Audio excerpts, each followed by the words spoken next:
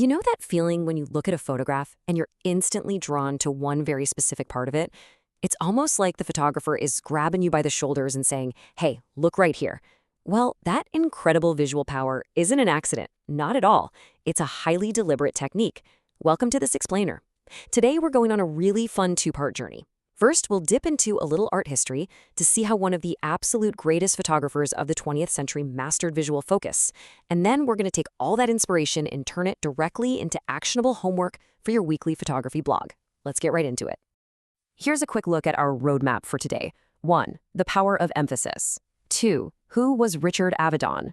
3. Redefining fashion and portraiture.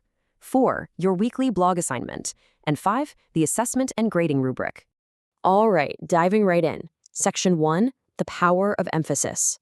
So emphasis essentially distills a pretty complex artistic concept down to two incredibly straightforward words: dominance and subordination.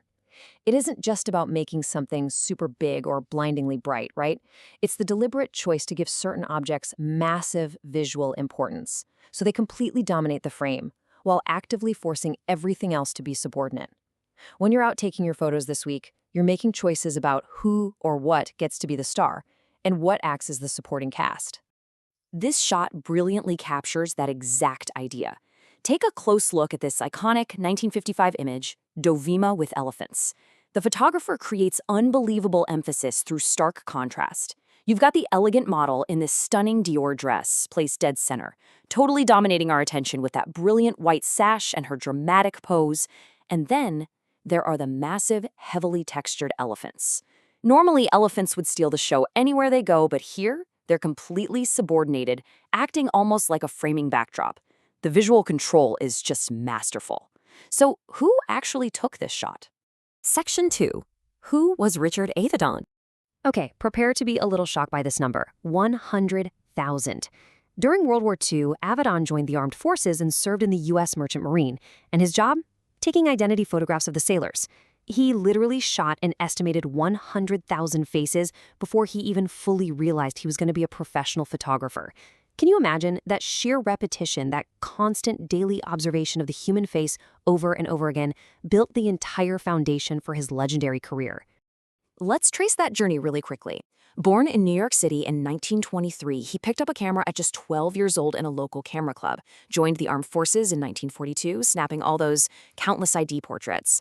After his service, he hustled as a freelancer, eventually becoming the lead photographer for Harper's Bazaar. By 1965, he joined Vogue, shooting there for over 2 decades.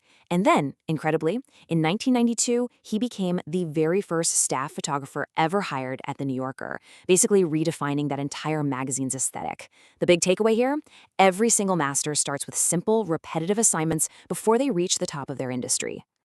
Moving on to Section 3, redefining fashion and portraiture. Get this, early on in his career at Harper's Bazaar, Avedon was actually denied the use of a studio, but he didn't let that stop him. Instead, he got wildly resourceful. He took his models straight out into the streets, into nightclubs, the circus, the beach, you name it.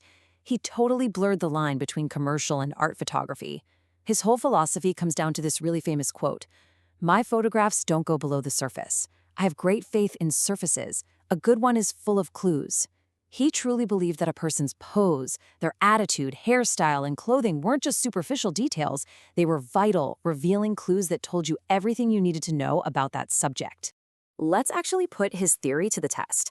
Take a look at these two examples of Avedon's work side by side. If we trust the surface, what clues are we getting? On the left, the emphasis is relentlessly focused on that intense painted eye and the bold red lip, creating a crazy contrast with the giant flower and jeweled bug. But then, on the right, the emphasis shifts entirely to the striking geometry of that teal shoe set against the wet reflective pavement and the classic car wheel in the back. In both cases, Avedon is leaving visual breadcrumbs right on the surface for us to decode. And I mean, check out this magnificent shot from Paris in 1957. Look at how his use of emphasis creates such a dynamic, unforgettable story here. The model is literally suspended midair, effortlessly leaping over a puddle with her umbrella. Everything else in that Parisian background is subtly out of focus. It's subordinated, so that her dark, defined, leaping silhouette completely dominates the frame. It is a total masterclass in giving one specific object ultimate visual importance. All right, let's talk about you. Section 4, your weekly blog assignment. First things first, deadlines. We want zero confusion here, folks. If you're in classes 1A through 4A, your blog post is due on Monday. If you're in classes 5B through 8B, your post is due on Tuesday.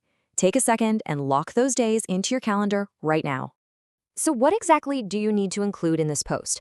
It boils down to 4 exact components. You've got to have the date, a specific title for your photo, a brief description of what is actually happening in the picture, and obviously the photo itself.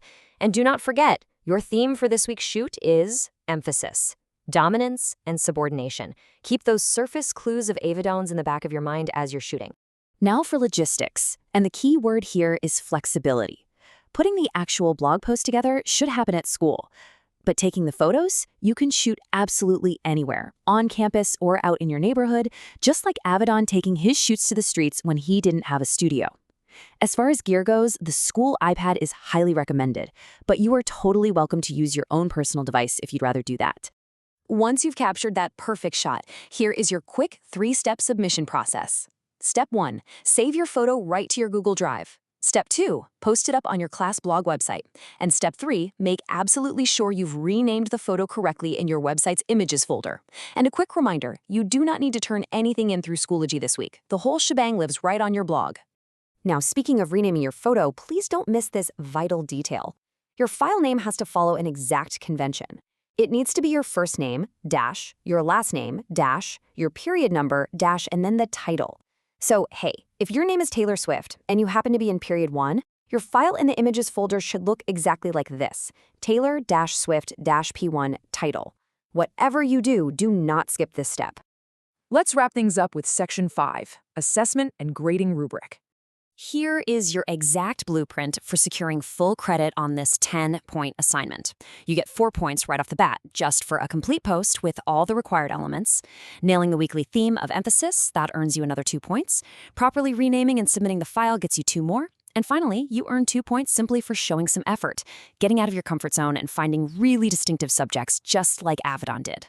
Oh, and one last thing. Before you completely log off and call it a day, do yourself a favor and double-check your work. Preview your website using the Studio 22 link just to confirm everything published correctly.